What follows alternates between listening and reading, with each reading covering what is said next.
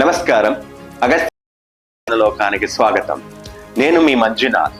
అగస్త్య యొక్క ముఖ్య ఉద్దేశం విద్యార్థులలోని కుతూహలాన్ని కలిగించే సృజనాత్మకతను వెలికితీయడమే. ఈ మోడల్స్ ద్వారా విజ్ఞాన శాస్త్రంలోని వివిధ అంశాలను మనము అర్థమయ్యే విధంగా నేర్చుకోబోతున్నాము.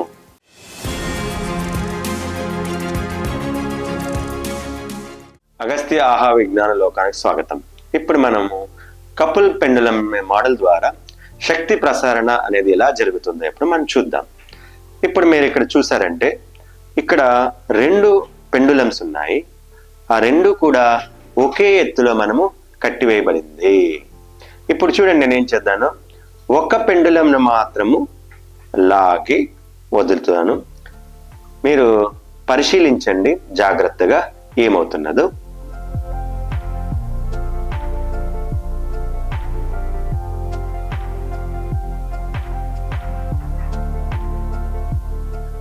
సో మీరేం పరిశీలిస్తున్నారు? మీరు ఏం చూసింటారంటే ఇప్పుడు నేను ఒకదాని మాత్రమే లాగొదలాని, కానీ మీరు రెండోది కూడా మీరు అది ఆసిలేషన్ అవుతున్నది లేకపోతే అటు ఇటు కదులుతున్నది చూడొచ్చు. కానీ రెండు ఒకే విధంగా ఒకే సమయంలో జరుగుతున్నదా అంటే లేదు. మీరు చూసారంటే ఒకటి వేగంగా వెళ్తున్నప్పుడు ఇంకోటి వేగం తగ్గుతూ వెళ్ళింది. ఒకటి తగ్గుతున్నది మళ్ళీ పెరిగేసరికి రెండోది తగ్గుతున్నది.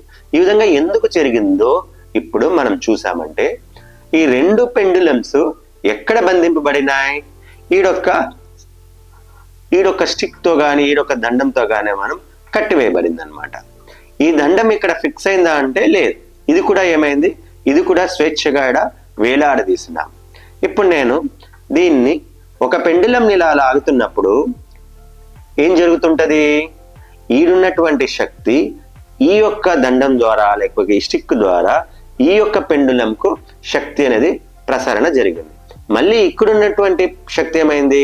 ఈ పెండులంకు ప్రసారణ జరుగుతున్నది.